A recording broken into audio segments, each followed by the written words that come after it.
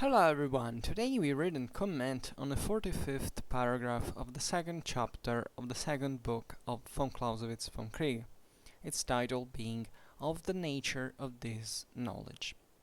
The text follows. The commander of an army neither requires to be a learned explorer of history nor a publicist, but he must be well versed in the higher affairs of state. He must know and be able to judge correctly of traditional tendencies, interests at stake, the immediate questions at issue, and the characters of leading persons. He need not be a close observer of men, a sharp dissector of human character, but he must know the character, the feelings, the habits, the peculiar faults and inclinations of those whom he is to command. He need not understand anything about the make of a carriage or the harness of a battery horse, but he must know how to calculate exactly the march of a column under different circumstances according to the time it requires. These are matters the knowledge of which cannot be forced out by an apparatus of scientific formula and machinery. They are only to be gained by the exercise of an accurate judgment in the observation of things and of men, aided by a special talent for the apprehension of both. The necessary knowledge for a high position in military action is therefore distinguished by this, that by observation. Therefore, by study and reflection, it is only to be attained through a special talent, which as an intellectual instinct understands how to extract from the phenomena of life only the essence or spirit, as bees do the honey from the flowers. And that is also to be gained by experience of life, as well as by study and reflection. Life will never bring forth a Newton or a Euler by its rich teachings, but it may bring forth great calculators in war, such as Condé or Frederick. It is therefore not necessary that, in order to vindicate the intellectual dignity of military activity, we should resort to untruth and silly pedantry. There never has been a great and distinguished commander of contracted mind, but very numerous are the instances of men who, after serving with the greatest distinction in inferior positions, remained below mediocrity in the highest, from insufficiency of intellectual capacity. That even amongst those holding the post of commander-in-chief, there may be a difference according to the degree of the plenitude of power is a matter of course. So finally, a bit of a longer paragraph, however, telling things we have already generally seen and that here get a bit developed. And starting from the title, this is of course of the nature of the knowledge that is required in war, in order to effectively wage it, right? That's the point. But still on the base of a theory, or better, on the idea that there can be a theory that helps in the conduct of war, leaving aside, however, as the most important aspect, that this ability, as we have seen in this same paragraph now, fundamentally derives from experience. So theory, as we have seen in other paragraphs instead, is fundamentally something you always have to keep kind of next to you, in mind, pretty close, but that's not what you have to rely concretely on, because that instead is what is yourself, frankly, and naturally what you can do about what is happening all around, which sometimes is you can't really do much about. You can't control anything. You can't control everything, I mean, and especially you can't control not even a tiny portion of it sometimes. So, okay, of the nature of this knowledge. And von Clausewitz writes, the commander of an army neither requires to be a learned explorer of history nor a publicist, but he must be well versed in the higher affairs of state, right? I don't know whether we end the phrase, but I mean, this first statement for now is worth commenting. Like, here von Clausewitz has given, of course, us the impression that intelligence is the single most important thing in war, right? We have seen it a lot of times. Well, intelligence is fundamentally something different than just the fundamental element of it all. Like, there are lots of other things next to it. It takes moral resources of, for example, of courage, right, and of determination, and this general instinct, intuition, or talent, or genius, right, that are really the cream of the whole thing. Intelligence is the first thing, but intelligence must be oriented towards something very concrete, right? Here von Clausewitz says that the commander of an army doesn't necessarily have to be, an expert historian, right? We've seen many times that actually von Clausewitz gives an enormous importance to history for same construction and theory of the art of war, but here he doesn't really mean that you have to be a historian by profession just to be a good commander. It doesn't happen like that, right? History at this point, I think it's put in the same at the same level of theory, right? Where in fact, as we will see, the theory of the art of war proper draws effectively most of its information because it's based on past experience and hence history, things that have already happened. But we will see it in the paragraph in which von Clausewitz talks about this specifically. It's very fascinating. Neither he has, the commander-in-chief has to be a publicist, as he puts it here, right? It doesn't have to be just someone who, is not mechanically writes something just for sake of it, but doesn't take interest in nothing else. It's important that there is this kind of extremes that are taken into consideration, like the historian and the publicist as to the opposite of in a scale, let's say, of interest and of competence and of knowledge about the world proper, right? There is a sort of halfway in the picture. As von Clausewitz says here, the commander-in-chief must be well versed in the higher affairs of state. Now, this is very important because basically we go back to the Clausewitzian Trinity, the idea of politics, society, and rather than war, the military proper, right? So, in this sense, the commander of an army is a military man, but he must, at all time, know what politics tells him to do. Actually, he always knows, right? Or at least his presence on the battlefield is tied to that at every given second. Politics has always the upper hand in war, and so society influences the two things as well, as politics is directly influenced by society in the same way. So this is important because remember the thing von Clausewitz said once, that essentially the general doesn't have the one of the most stupid mistakes he can commit is thinking that war is fundamentally waged as if it was a thing on its own, right? Theoretically, war has a field on its own, has its own dimension, right? But aside from being tied to politics, not only it is tied, but it's subordinated to it, and woe to that general who thinks that even for a second, what he's doing on the field is undetached from what he's essentially told to do, or is what is there, what he's doing there in the first place. And naturally, commanders, is very simple to see through history, are politicians themselves, right? And we are all politicians, as we are part of society, and we can, in theory, in practice, all exercise violence, right? And sometimes organize in a military-like fashion, at least.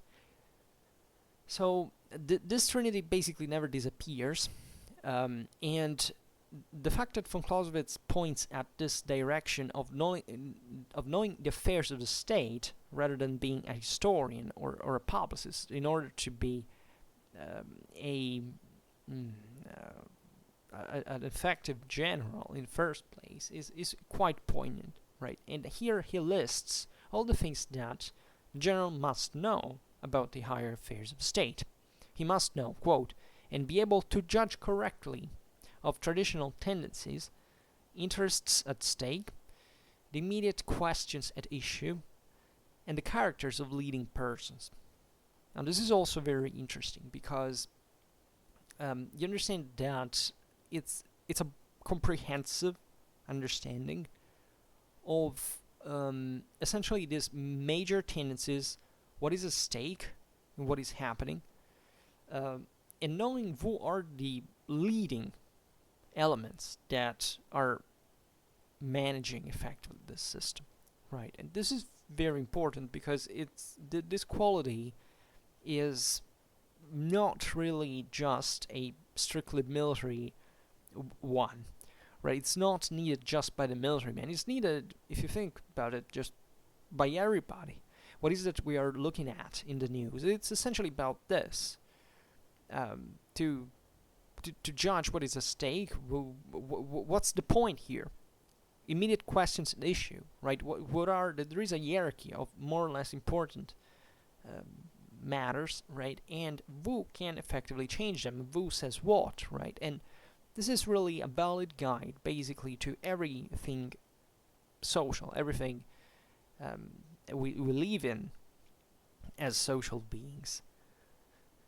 At the same time, von Clausewitz stresses the balance in this knowledge, because he writes that the general need not to be a close observer of men, a sharp dissector of human character, but he must know the character, the feelings, the habits, the peculiar faults and inclinations of those whom he is to command. Now here, the strictly military matter obviously takes form in the sense that now there is kind of an introspective look at the military instrument in itself. The general must know what was going on in that environment from which he has received the mandate for his military action, and at the same time knowing what his instruments and chiefly human resources are essentially about. But he must not be this terrific anthropologist. He doesn't have to know every single thing about. He must, like a close observer of men, as a matter of fact. He doesn't have to inquire every single individual and trying to understand it deeply. No, he must fundamentally know in general, yet he must do that, right? It's not an option. The character, the feelings and the habits, also the peculiar faults and inclinations of his own troops, right? So, in other words, he has to have this general perception of fundamentally what happens to these people as units, fundamentally as fighting units, as a military instrument, as armed forces proper, when they are in certain specific conditions, right? There is always a breaking point, for example. There is always a moment in which you need a peculiar quality that you need to find in some rather than others, right?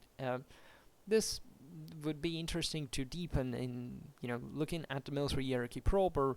This naturally varies in terms, especially of organic, depending on which NCO or officer you're talking about, right? Officers that command companies, for example, must know basically every single person. Companies are shaped as an organic unit, essentially with this aim that they're basically the last unit for dimension that is directly commanded on the field by someone who, in this regard, knows every single person there. Who commands from superior ranks fundamentally doesn't see that happening. It's just ordering someone else to do it, and it's not in that regard checking the what is happening within at an individual level, right? If not in this sense for the officers that are in charge.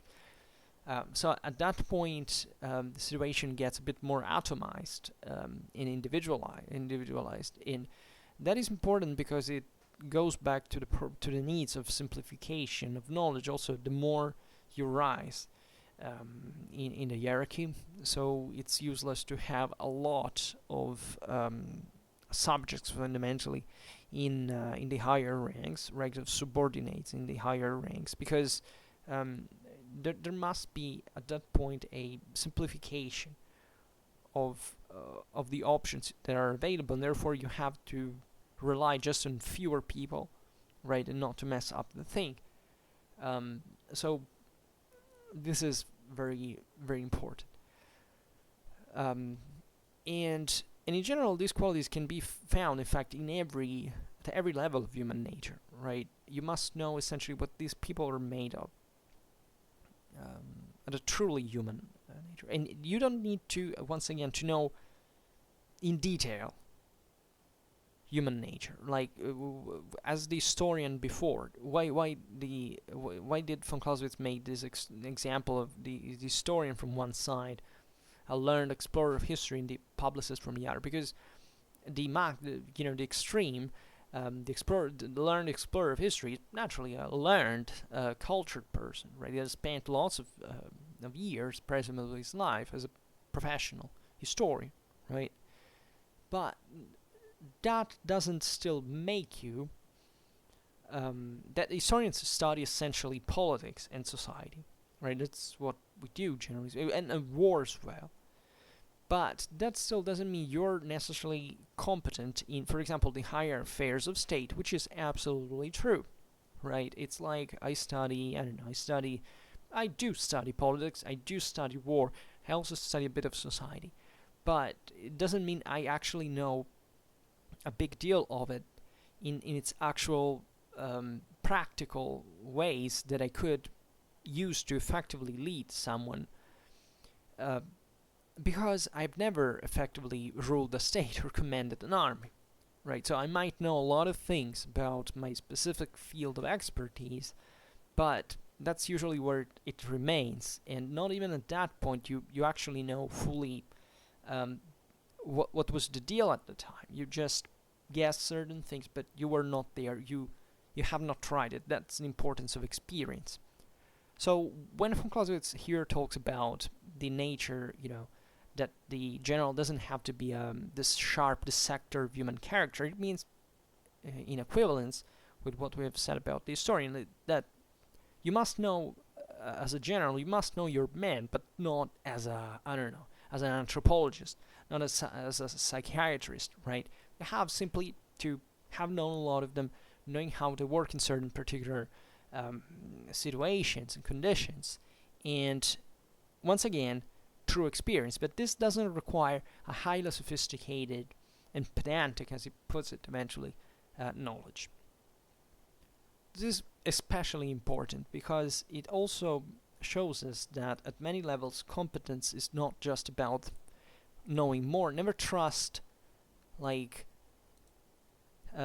people for what they as if there was someone who was expert basically of everything just because has studied a lot of stuff, because normally people are not. Even the greatest experts we have, that they're good at what they do specifically, but you shouldn't project at that point a higher knowledge that they don't have on things that to you maybe are very connected to it, but they do not have a direct practice of, right?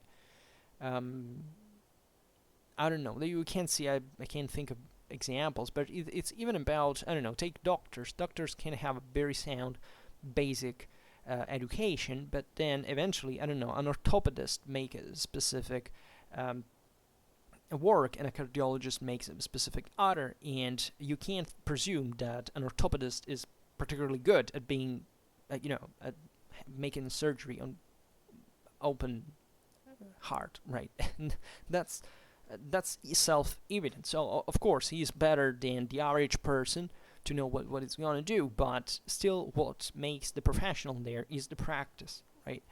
And vice versa, by the way. A cardiologist might not actually know much about how to fix a bone effectively, because he has not done it practically, might have learned it from the book. And this is the point. This is exactly the point that von Clausewitz is posing here, that there is no positive theory in this regard that you can get from a book that you can immediately apply successfully without having made practice. And that's why doctors make a freaking lot of practice, because that's what they have to do. Once they have studied for many years on books, then they have to kind of restart again with that competence to eventually build up a more solid experience. And that one of doctors is a very good example because it's exactly for such a complicated and serious issue like health. Yeah, you need someone who has this extensive experience compared to other people like I can be, that you study 5 years, basically done with your degree, and you can do most of what you can access with that in that field.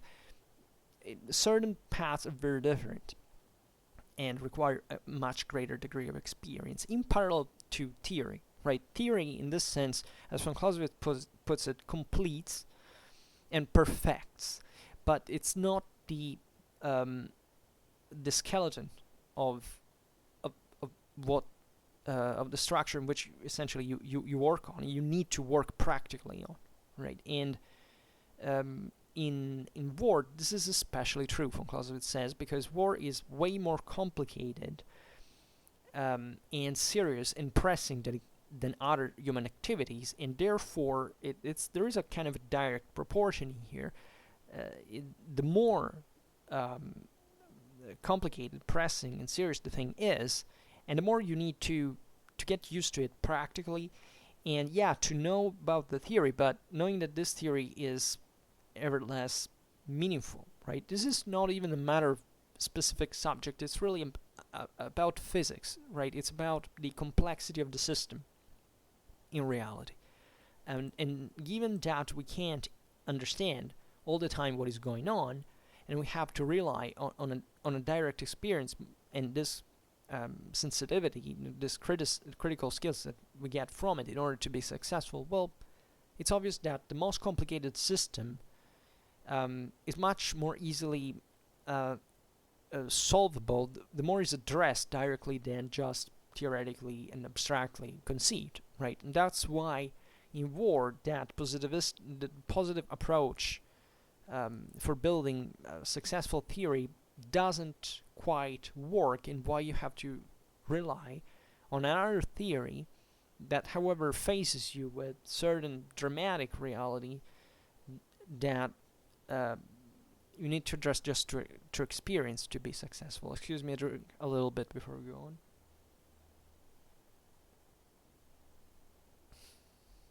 Here we go.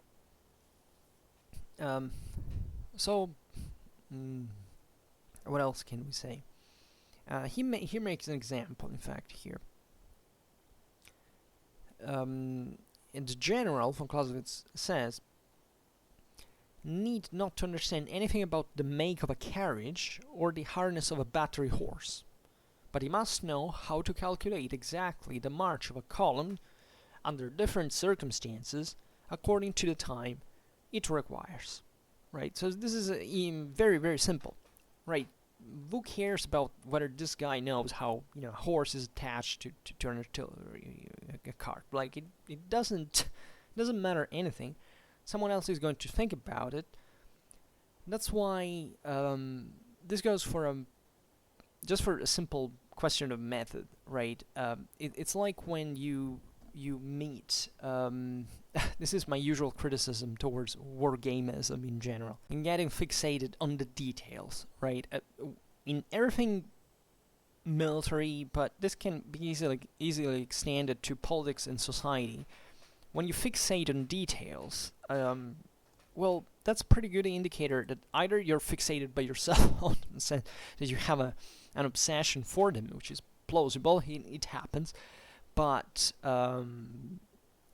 more likely, and that's just the spotter, that you're a beginner, basically, and because you basically try to compensate with a systemic, structural understanding of war just by fixating on details, like what's the exact range of that rifle, that's what is going to make the difference, or what no, that's probably one of the least important things ever, and I like to go hard on this because for many it's not. Like for many, the problem is really that single performance, that single element, or that should bring you, by the way, with the same order of magnitude to basically consider every other possible detail, like von Clausewitz says here, in fact, something so, apparently, how you make a carriage. I mean, who cares?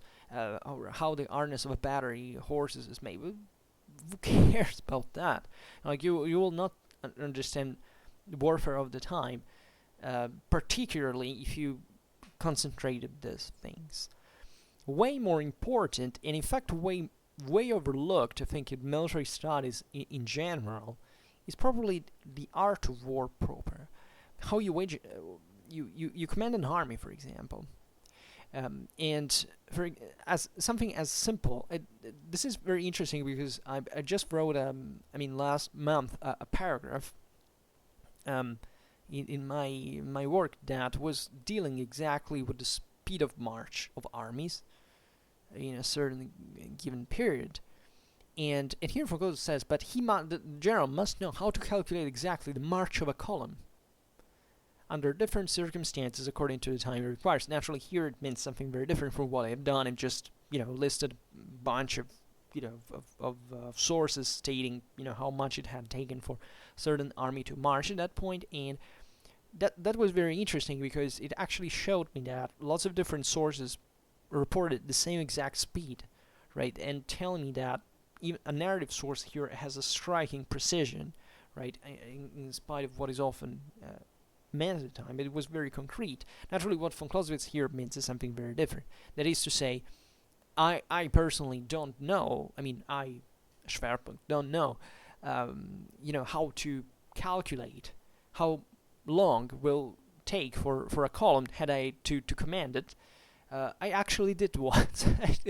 I did my few 100 meters of directing a column in march, and I can tell you it's fascinating. I didn't have to calculate actually the anything like how much it would take, the speed, etc. But it was very fascinating, even to look at the cohesion of the group, of the people who were walking. Well, it was interesting, and I wouldn't know at this time, like how much would that take to take those people, for 20 kilometers. I can roughly calculate it, imagining, right?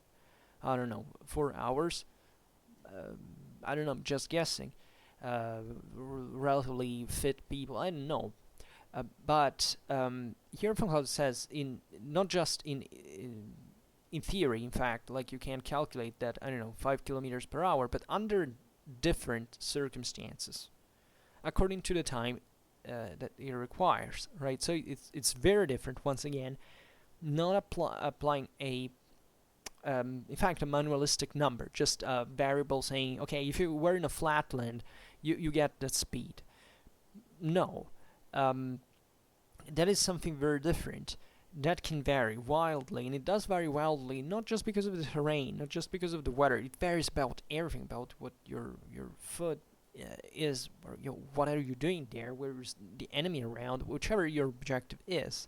And that is something that nobody can teach you, right? It's not that knowing how much a person can walk every day doesn't help you practically, but in what the outcome of the whole thing will be in that specific circumstance, it can be virtually insignificant. And that's where we really go with the Clausewitzian theory. We can't freaking calculate anything about what the hell is going on. You can calculate it, but it's gonna be a tiny bit, and lots of things are coming in the way you couldn't even think it was. That's why you need experience, because without experience you can't understand how messed up that really is. So that's why von Clausewitz here says is taking this anti-intellectualistic position, because intellectualism doesn't help you to solve the thing. You can't think it's all frameable in your mind. You need to go out there and do it. And you'll find out that whichever thing you expected it was like, it's not like that. This is very different from it. And what you've learned along the way will help you further on other occasions. So I acquired this sensitivity, that this critical skill. I say sensitivity all the time, and I don't think it's correct. This critical skill, this experience, right? This capacity, for which you can replicate effect. You can, let's say, make treasure simply of that experience and take what is useful of it for other situations in which it may turn useful once again. But what is important here is the comprehensive understanding of how complicated a thing can be in general. And that means, therefore, even putting into account all the likelihood even of certain things to happen or not. I mean, how likely it is to succeed in that regard. Like, if you go out there and you just think abstractly, you simply say, okay, more or less it will happen like that. Then you go out there, it doesn't happen like that, and you say why. So next time, at least you'll be able that you have to take into account the possibility of failure, or at least of delay, or whatever unexpected event happened at one point. That, by the way, every time will be different.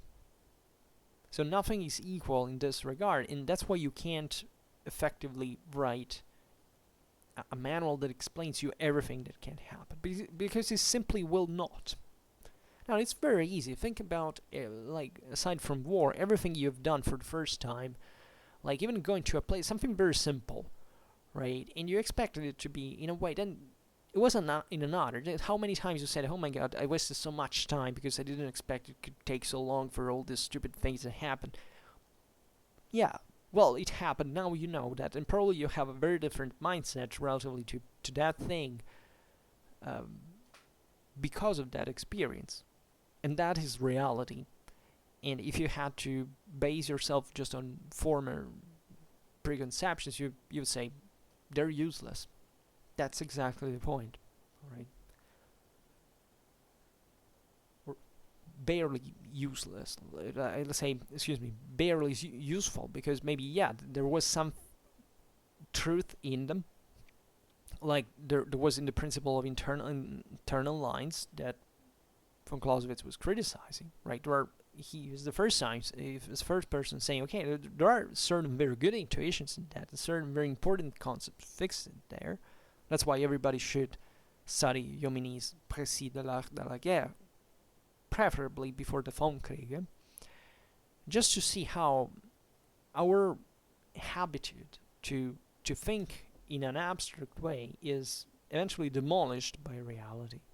And still, it's not that what you knew before was completely useless, but it still was kind of almost virtually insignificant when you are met with the actual problem, right? That's why wargameism, for example, in this fixation on details is absurd, because it's starting from the presumption that everything stays to the rules you have drawn.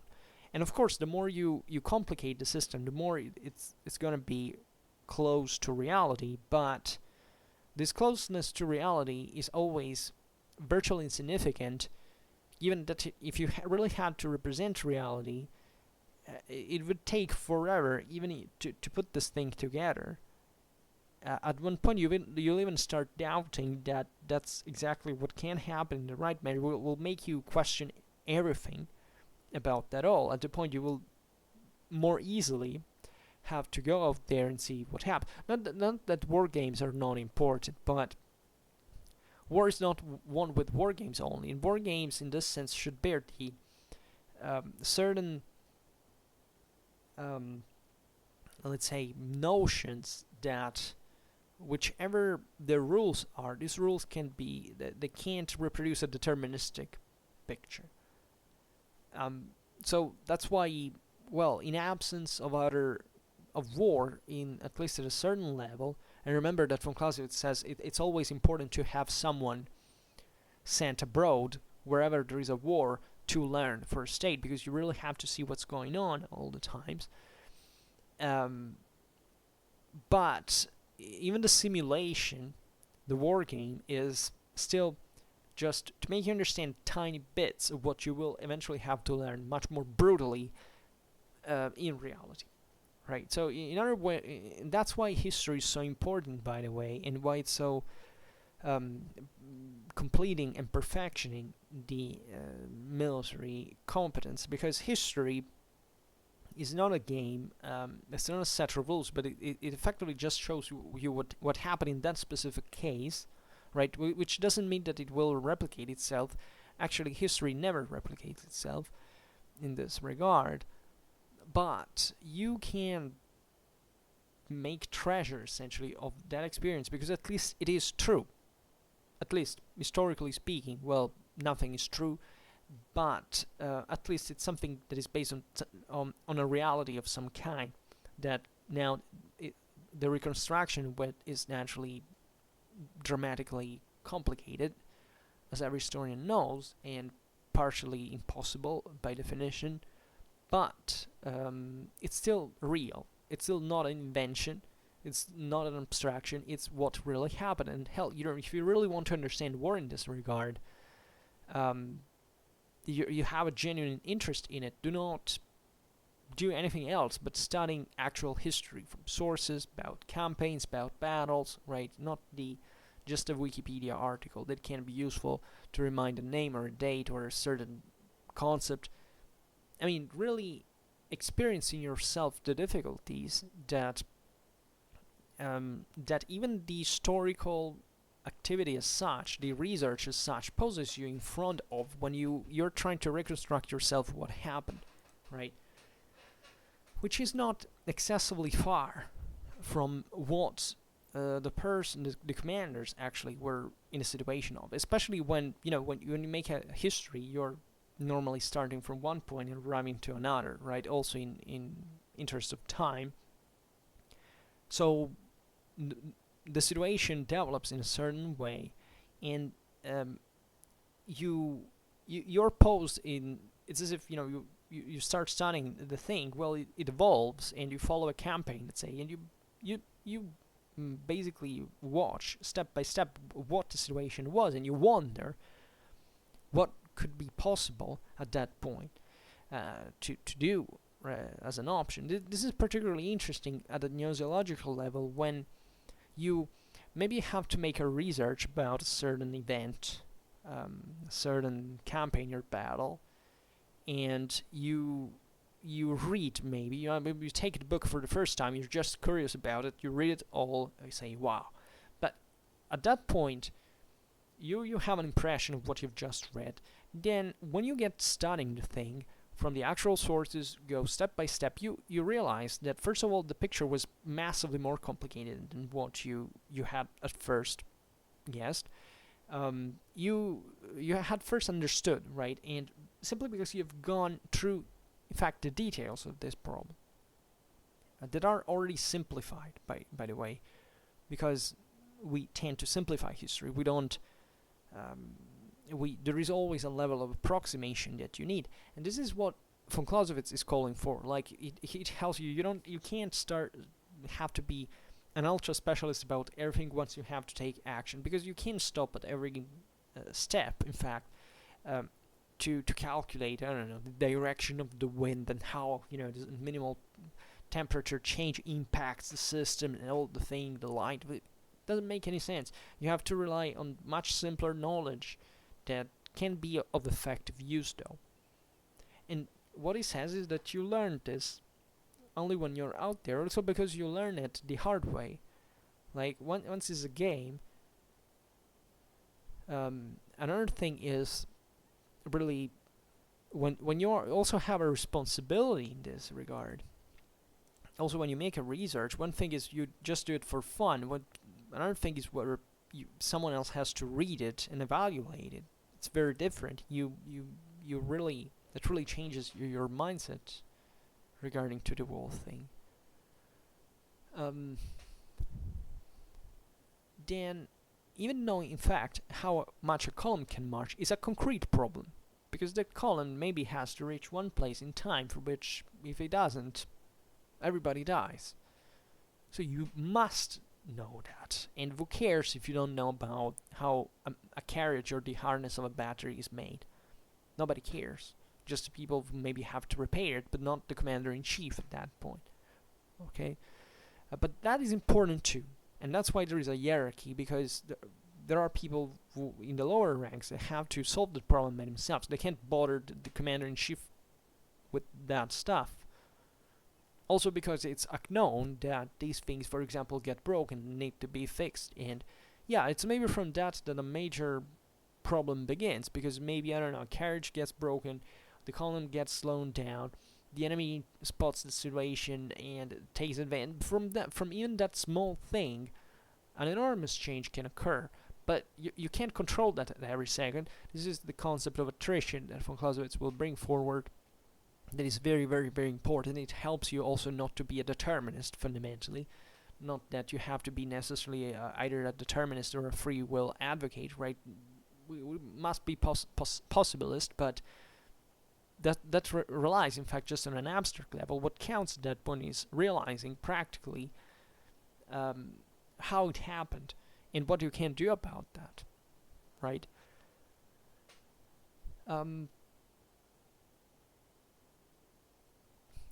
Alright, so von Clausewitz goes on and says, these are matters the knowledge of which cannot be forced out by an apparatus of scientific formula and machinery.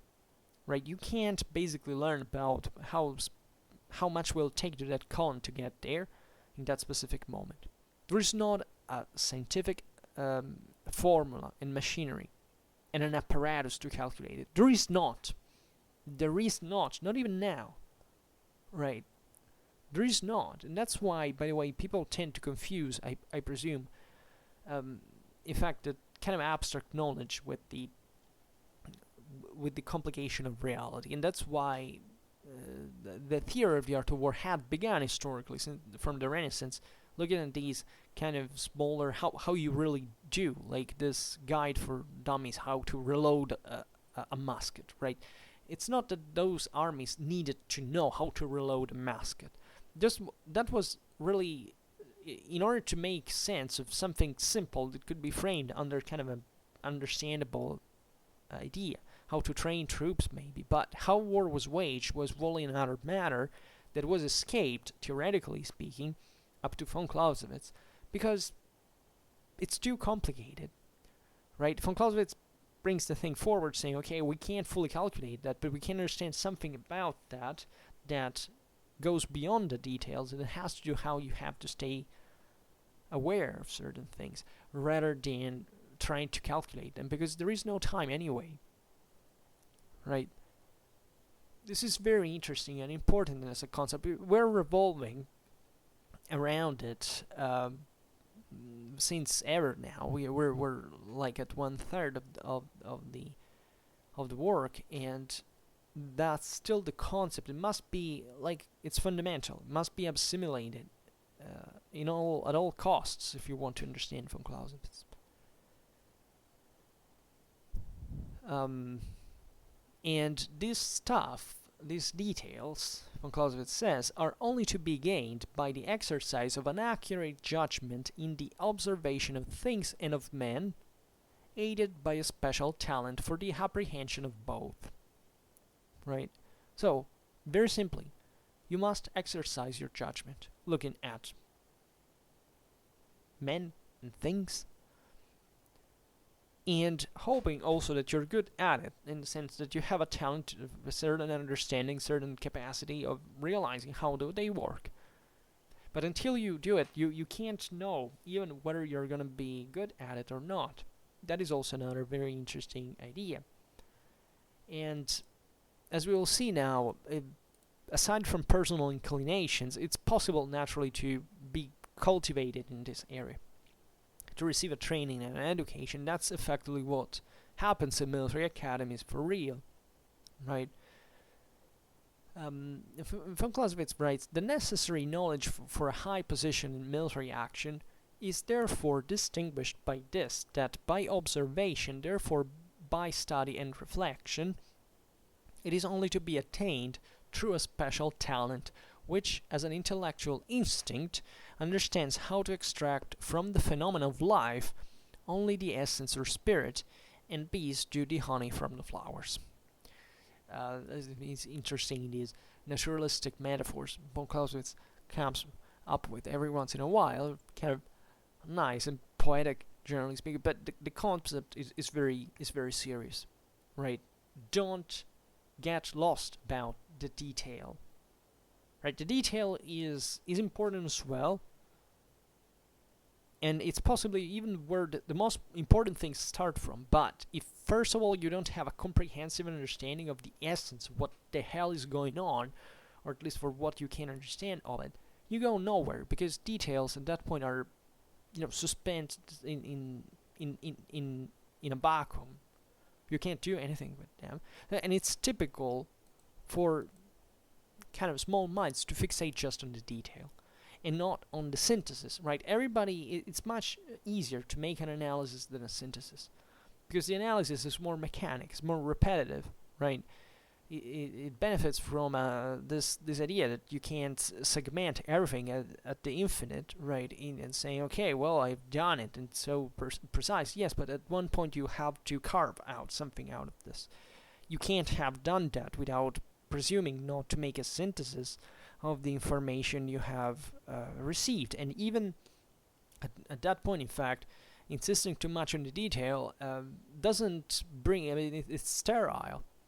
This is important because it's present even in training in this regard. Many people think that training, for example, is something you have to do ad nauseum, ever and ever and ever. No, we actually know, even psychologically speaking, as humans, we're made in a way for which, we must be intensely trained to achieve certain results. But after a certain time, that intensive training also has a limit for what concerns the effectiveness of its outcomes. And an excessive repetition in that regard can even harm the same ability to do what you have learned to do through to the training itself. And this is very, very true. Have you ever seen those complicated performances, soldiers doing military parades, like how they swirl the rifles, make all of those things? Those are, it's massive training, right? But it stops at one point, because when you learn to do it, then it's over, right? You don't have to fixate, right? Even psychologically speaking, really, it's harmful. There is an optimum, and what is more important is the achievement in itself than insisting on it for the sake of itself. And von Clausewitz writes, in fact, and that it is also to be gained by experience of life as well as by study and reflection. Right, so it's not the study and reflection are out of the equation. It's not just about action. You can't go out there unprepared. That's why you need a theory, you need a training, you need an education.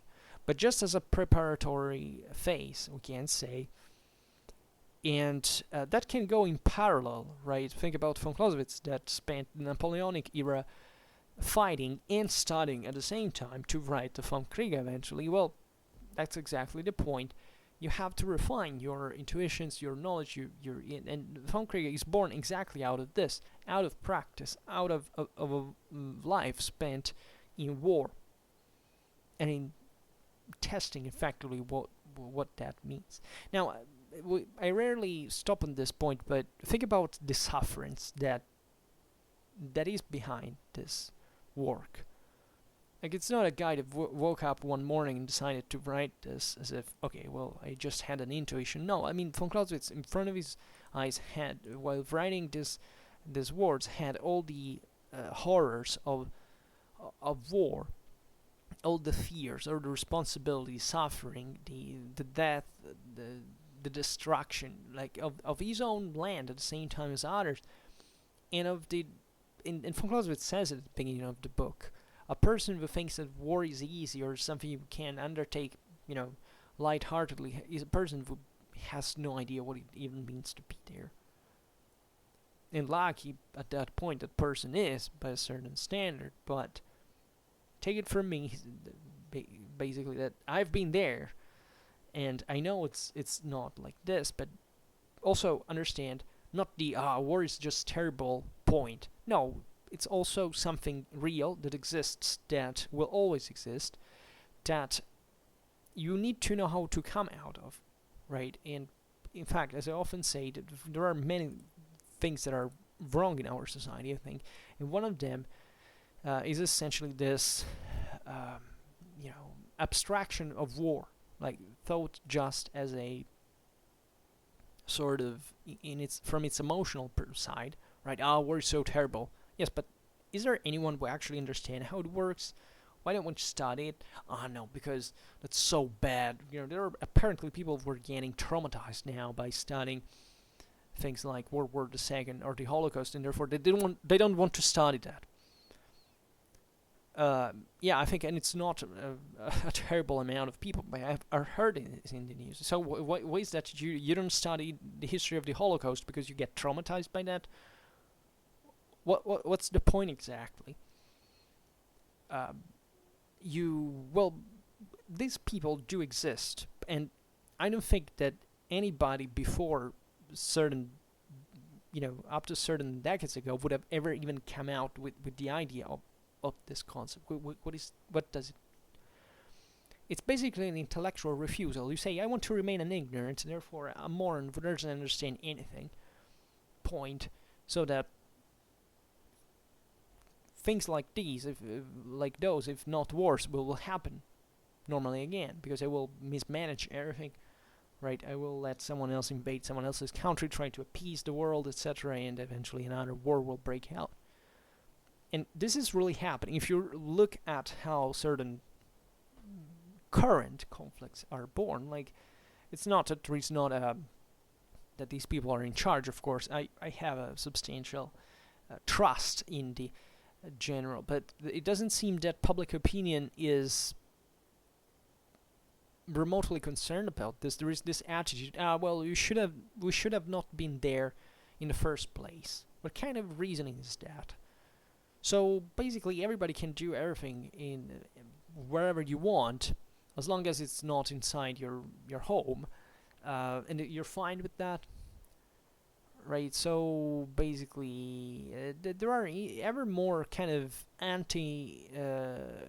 isolationist, I would say, isolationist instances that are taken ever more excessively. I don't know, maybe because there's been a phase of excessive interventionism.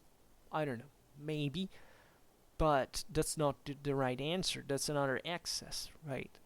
So that's also why reading this work, studying this work, gives you a greater sense of realism, and there is a lot of defeatism, I think, in our world. There is this sense that everything is difficult, everything's complicated, we shouldn't simply do that, right? So this is a defeatist attitude, and a moral or relativistic one as well, because if you fail to engage yourself into the world as it is, what do you expect the world can give you in the first place?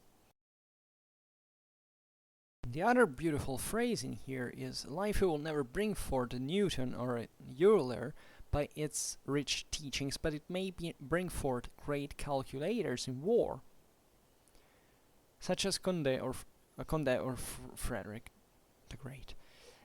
So, once again, it's not a matter of being a genius in absolute terms, it's also about realizing what's the functionment of a system. Right? This is very important from even from a military historical point of view when you want to evaluate the quality of a commander.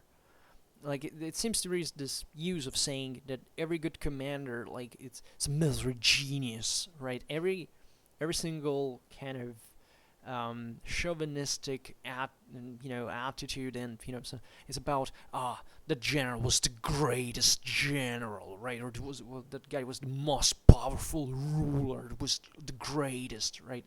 And we sometimes create idols about individuals who are not geniuses by definition. It's not that they add anything particularly new to the general understanding, or that nobody had ever thought before, and that surpasses everything and changes the history of it all, right? There are simply good, solidly capable and competent individuals who are also gifted by this great personal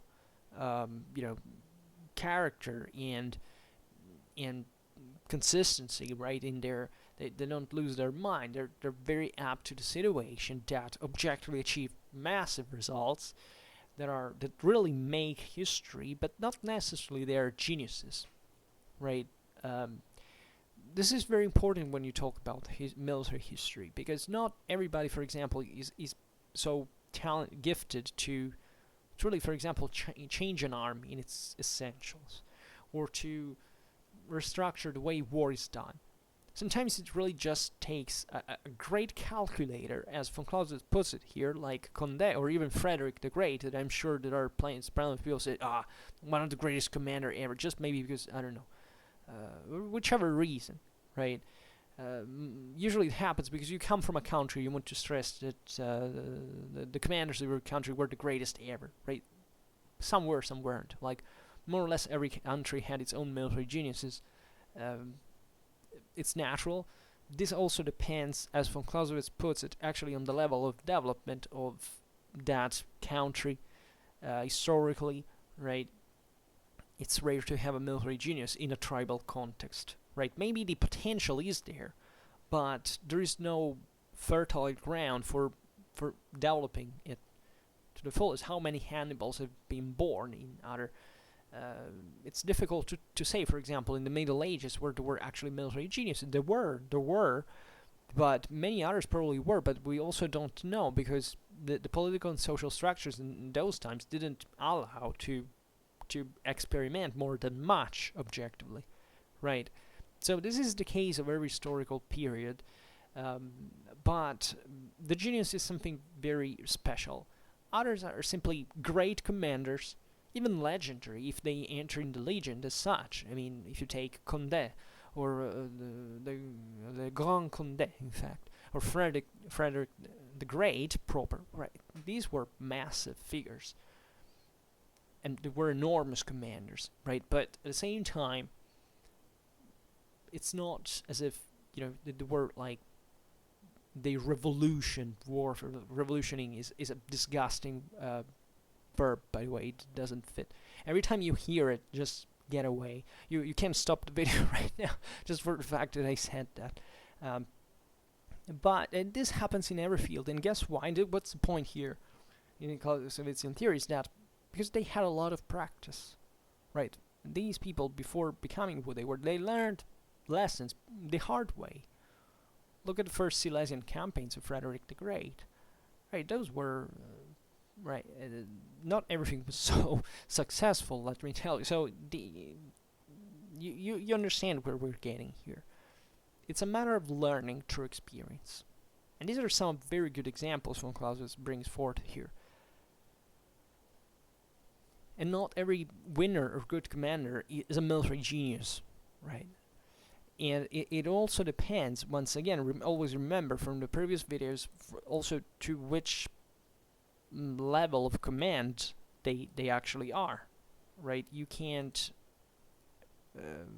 make parallelism towards certain levels of rank, right? Because there are simply different capacities, but also different, scalar dimensions of intellectual capacity and spiritual capacity involved. That's why there are commanders who were terribly famous and popular, etc., and everybody thinks they were the greatest military geniuses of all history, and as a matter of fact, they were much more capable commanders that nobody knows, simply because it's boring to study strategy at theater level, right? And that's not so glamorous like the individual, because humans tend to have sympathy towards the individual, towards the individual that takes action as a kind of a fighter, right? And that's where in fact, tribalism stands at, even in terms of scale of civilization advancement, right? And it's the same reason why, however, tribal warfare doesn't produce a big deal of military geniuses in the first place, because simply they don't have the actual capacity, even to prove that there is one. And it's really a matter of development, of intellectual growth, right? Von Clausewitz says it explicitly. Military geniuses belong to societies that can allow them to invest considerable resources in the field of thinking, right? Then what the quality of this person are from an emotional, spiritual point of view, it's another story. That's still very important, but at the same time, That's what every chieftain can have. Being a military genius is different. It's really a quality of the mind, first of all, meant as strictly intellectually. And not exclusively rationally. This is important to understand as well. There is always an element of irrationality, of talent, of intuition, of coup d'oeil in the military genius. That can't be explained. I mean, it can be explained, but it can't be replicated in the same way. If not through experience, right? You may have, but you also follow your own path while you do that. And nobody can really tell you how to do it in the first place. Then von Clausewitz writes, it is therefore not necessary that in order to vindicate the intellectual dignity of military activity, we should resort to untruth and silly pedantry. Right, so this is very important here. And that's ironically what we just finished to say, right? That the military activity has a hell of intellectual dignity. But intellectual development doesn't mean untruth, of course, and silly pedantry in the first place. You're not more intelligent the more you fixate on details. You're more intelligent the more you show capacity of synthesis, right? Than just only analysis. And von Clausewitz goes on, says, there's never been a great and distinguished commander of contracted mind. Particularly important. If you fixate on details, your mind is contracted by definition. You remain confined to that. Right? He said there has never been a great and distinguished commander of contracted mind.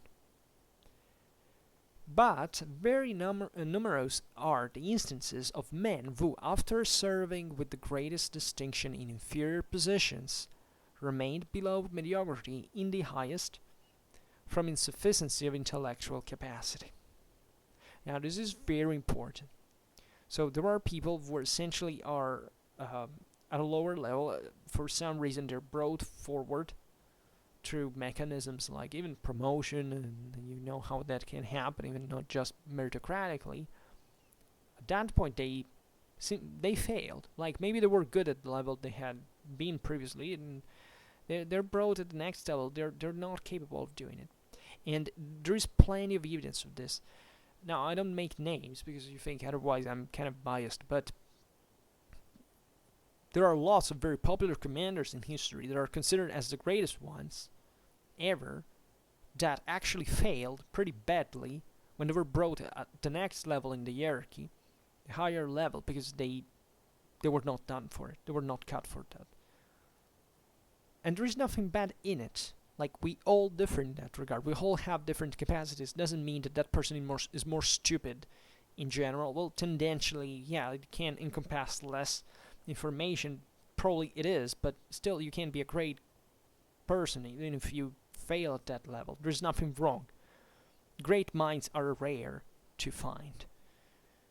And there's nothing bad to acknowledge your own limits at all time. Especially considering you can always expand them anyway, or at least perfect certain aspects. I mean, you can applicate it in certain fields. You can be terribly useful as well. This is what von Clausewitz said also in previous paragraphs, that it's not just about the guy at the top. The guy at the top takes the most important decisions, has usually the greatest capacity for being that place in the first place, but without the rest, without the structure, without the hierarchy, this couldn't work. So, von Clausewitz said that there are people who are much more humble, who perform very simple tasks, but sometimes they're some of the most important. This is valid in every field. You can't have a sanitary system just with doctors. You need nurses as well. You need people, you need technicians, you need... yeah, that's the point, right? Those require less to be taught, to be trained, but still, without them, you can't do much. So that's the significance also of the triangle here: politics, military society, because that's literally what it returns every single time. And von Clausewitz concludes by saying that even amongst those holding the post of commander-in-chief, there may be a difference according to the degree of their plenitude of power, is a matter of course. Right? So, quite simply. So, yeah, I think this is more or less what we had to say. And I don't think there is anything else to add at this point. I think we can stop here. We arrived to the paragraph before the last, before the third chapter. Finally, I spent months saying, we are at the paragraph of the second chapter of second book. We'll finally get at least to the third chapter of the second book, which is about the art or science of war. And but first, the 46th paragraph, science must become art. Right? That already from the title tells you effectively what the whole thing is about. Every theory should be eventually bent should be molded, but also primarily directed to practice. Otherwise, you can't do really anything with it. Alright, so I think for today we can stop here. And as always, I just hope that you enjoyed this video. If you did, please share it. Otherwise, leave a like or subscribe to my channel if you're interested in my upcoming contents. And for now, I thank you heartily for listening to me. I wish you a nice time and see you next time. Bye.